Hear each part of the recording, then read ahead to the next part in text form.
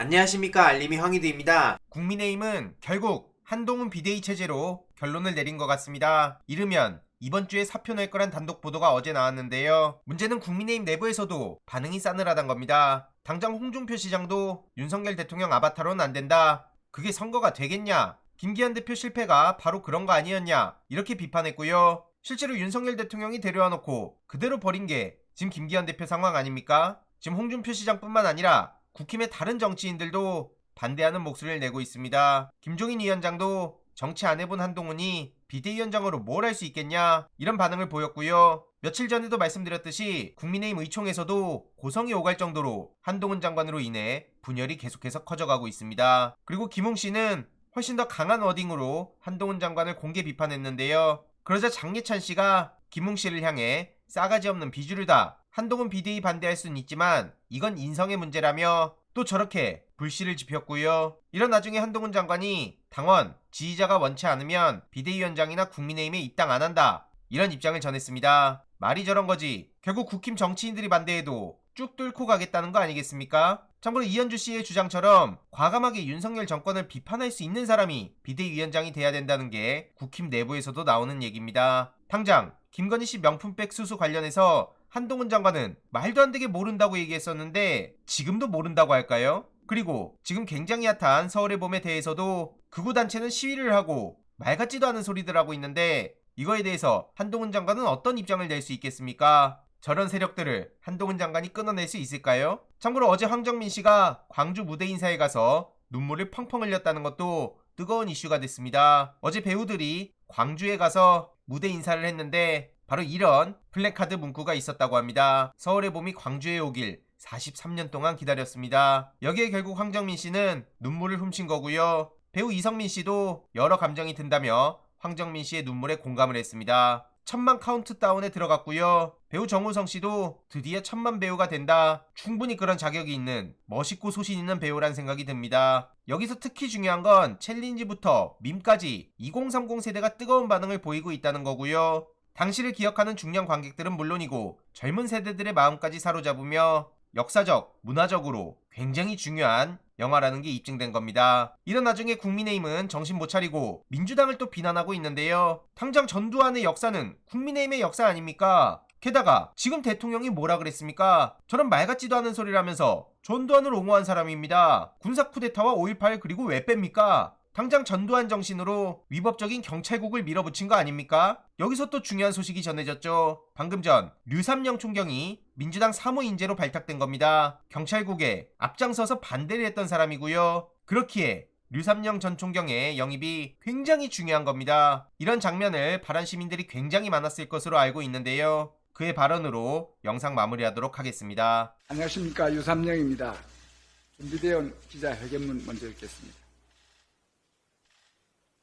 저는 부산 영도조선소에서 깡깡이 아지매로 일을 하시면서 내 자식을 홀로 잘 키우신 어머니의 셋째 아들로 태어났습니다. 가난한 살림에 학업을 어렵게 하였고 우연히 경찰대학에 사기로 입학을 하게 되었습니다. 천성이 워낙 자유분방한 탓에 입학 당시에는 경찰직에 대한 선망이나 사명을 가지지 못했습니다. 하지만 졸업 후 경찰의 길을 걸으면서 국민을 위해 일하는 것이 얼마나 소중한 것인지를 아는 단단하고 정의로운 경찰이 되어갔습니다. 저는 35년 경찰 생활의 대부분을 수사 분야에서 근무하면서 부산의 대형 폭력 조직인 칠성파 수사, 부산 신창동 사격장 화재 사건, 부산 사상 여중생 강간 살인 사건, 일명 김길태 사건 등 끔찍한 사건을 수사 주의하며 국민의 경찰로 다시 태어났습니다.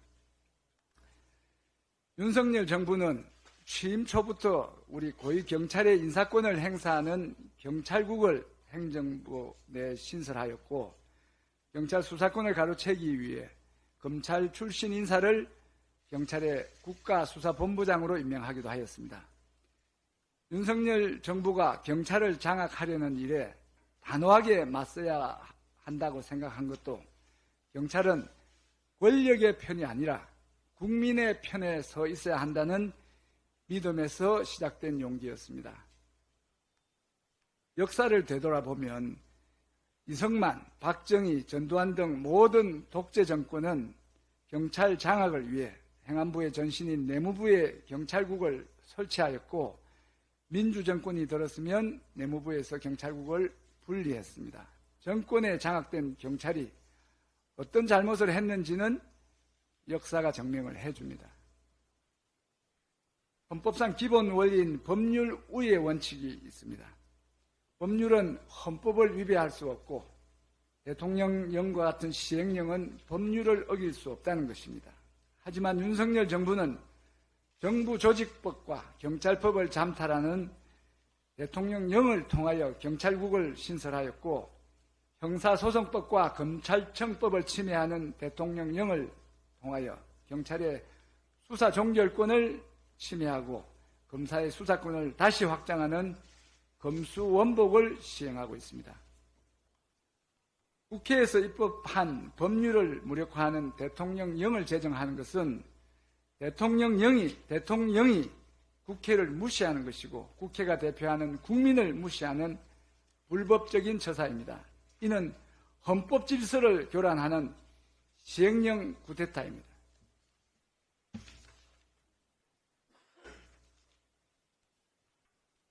제가 경찰 수사를 좀 오래 했는데 경찰 수사 격언에 수사의 칼에는 눈이 없다고 했습니다. 수사의 칼에 눈이 없다는 말은 수사를 함에 있어 네 편 내 편을 가리지 말고 공정하게 해야 한다는 뜻입니다. 수사는 공정이 그 본질입니다. 그런데 누군가 이야기했죠. 수사권 갖고 보복하면 그게 깡패지 뭐냐. 지극히 당연한 말입니다. 그런데 오늘날 검찰의 수사 행태를 보면 정말 많은 사람들이 우려하고 있습니다. 수사가 대상자의 편에 따라 한 편에 대해서는 무자비한 현미경식 수사와 연이은 먼지털이식 압수수색이 가해지는 이른바 인디안 기우제식 수사를 하는 것이죠. 혐의가 나올 때까지 계속 수사를 하고 있는 것입니다. 그런 반면에 다른 한편에 있어서는 한없이 관대하고 심지어 눈 감고 봐주기 수사를 하기도 한답니다. 이런 수사 행태는 과정이 결코 공정하지도 않고 그로 나온 수사 결과도 정의롭지 않을 것입니다. 국민 누구도 공감하지 않을 것입니다. 저는 지난 30년간의 경찰의 민주화, 정치적 중립의 성과가 윤석열 정권의 등장으로 일순간에 무너졌습니다. 무도한 정권으로부터 경찰을 지켜내고 우리 경찰이 국민의 경찰로 거듭나게 하고 그래서 우리나라의 민주주의를 회복하기 위해 싸우고자 여기에 왔습니다. 윤석열 정부가 망친 것들을 조속히 정상으로 돌려놓겠습니다. 국민 여러분, 국민의 경찰 총경 유삼령이 국민을 위한 입법가로 성장하는 과정을 함께 해주시기를 바랍니다. 감사합니다.